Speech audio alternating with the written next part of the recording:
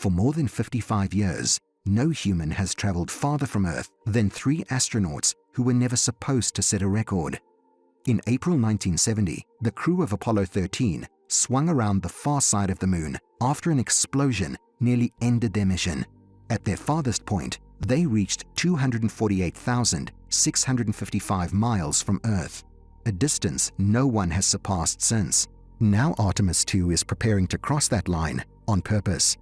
4 astronauts will travel beyond that historic boundary, farther from Earth than any human in half a century.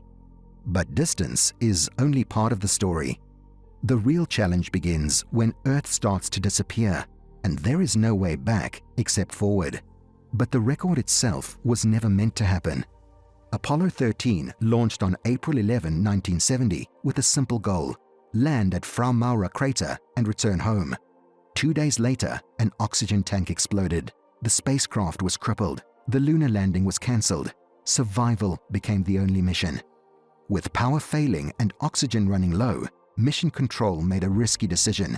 Instead of turning back immediately, they sent the spacecraft around the far side of the Moon on a free return path, using gravity as a slingshot to bring the crew home without large engine burns.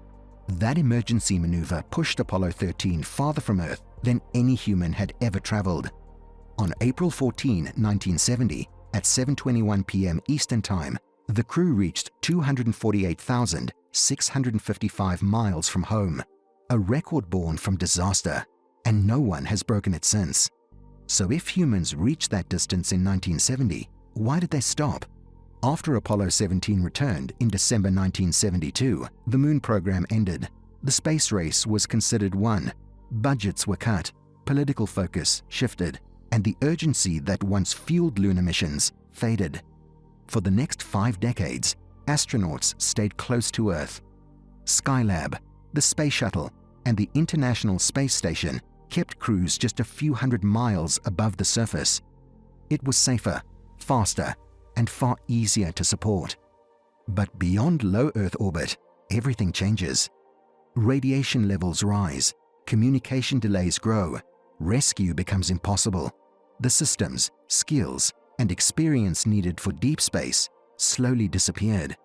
To go back, space agencies would have to rebuild that knowledge from the ground up, and that rebuild is exactly what Artemis is trying to do. So what exactly is Artemis II about to attempt? Artemis II is the first crewed mission to travel beyond low Earth orbit in more than 50 years. Scheduled to launch no earlier than March 6, 2026, it will send 4 astronauts, Reed Wiseman, Victor Glover, Christina Koch, and Jeremy Hansen, on a 10-day journey around the Moon aboard the Orion spacecraft. The massive Space Launch System rocket will lift Orion into orbit. After circling Earth twice, the spacecraft will fire its engines and break free from Earth's gravity. From that point on, the crew is committed. They will follow a hybrid free return path, using the Moon's gravity to swing around the far side and head back home, even if major systems fail. But this is not just a trip around the Moon. Artemis II is a full-scale test for the next mission, landing astronauts on the lunar surface. Every life support system, every control panel, and every safety procedure will be tested in deep space with crew on board. And for the first time in half a century, humans will leave the safety of Earth's neighborhood behind. So how far will Artemis II actually go? After leaving Earth orbit, Orion will spend 4 days coasting toward the Moon. The spacecraft will trace a wide figure-8 path through deep space before swinging around the Moon's far side at roughly 4,300 miles above the surface. But the real milestone comes at maximum distance. As Orion arcs away from Earth, the crew will pass the invisible line set by Apollo 13 in 1970. That record stands at 248,655 miles from home, possibly reaching between 250,000 and 265,000 miles from Earth. No human has ever traveled that far. During their closest approach to the Moon, the crew will spend about 40 minutes completely cut off from Earth. No radio contact, no real-time support, just 4 astronauts on the far side of the Moon. At their farthest point, Earth will shrink to a small blue sphere in the distance, smaller than it has appeared to human eyes in more than half a century. And once they pass that record line, there is no turning back. But distance is not the real danger. Once Orion leaves Earth's magnetic field, the crew enters deep space, where radiation levels rise sharply. A powerful solar storm during the mission could flood the spacecraft with charged particles. Orion includes a small radiation shelter, and the astronauts can take cover inside it. But the protection is limited. In deep space, there is no natural shield. Communication becomes another challenge. At maximum distance, radio signals take about 1.5 seconds to travel each way. That may not sound like much, but in an emergency, those seconds matter. The crew must solve problems on their own before mission control can even respond. And if something goes seriously wrong, there is no rescue mission coming. No spacecraft is waiting nearby. No backup crew can launch in time. The 4 astronauts will depend entirely on Orion systems and on each other, millions of miles from home. Beyond low Earth orbit, space is silent, exposed, and unforgiving. So how do you survive millions of miles from Earth? It starts with power. The Space Launch System produces 8.8 million pounds of thrust at liftoff, making it the most powerful rocket currently flying. 2 solid rocket boosters and 4 RS-25 engines push Orion out of Earth's gravity well and send it toward the Moon. Inside the Orion crew module, 4 astronauts share 316 cubic feet of space, about the size of a small bedroom. The European Service Module provides propulsion, power, air, and water. Large solar arrays stretch outward, generating electricity, while the main engine handles the critical burns that shape the mission. But the most brutal test comes at the end. When Orion returns from the Moon, it will slam into Earth's atmosphere at roughly 25,000 miles per hour, faster than any crewed spacecraft in history. Friction will heat the capsule to more than 5,000 degrees Fahrenheit. Its Avcoat heat shield must absorb that energy and keep the astronauts alive. After traveling farther than any human in half a century, everything depends on surviving the final minutes. Breaking a record is not the real goal. Artemis II is a proving ground. Every maneuver, every life support system, and every communication test is preparing for something larger. The next mission, Artemis III, aims to land astronauts near the Moon's south pole, a region no human has ever explored. That area may contain permanently shadowed craters filled with water ice. Water means drinking supply. It means breathable oxygen. It even means rocket fuel. If those resources are usable, the Moon stops being a destination and becomes a base. And that changes everything. A sustained presence on the Moon, including the planned gateway station in lunar orbit, creates a stepping stone deeper into the solar system. The skills tested on Artemis II, from radiation protection to deep space navigation, are the same ones required to send humans to Mars. Before anyone sets foot on the red planet, they must first prove they can survive beyond Earth for longer than ever before. Artemis II is that proof.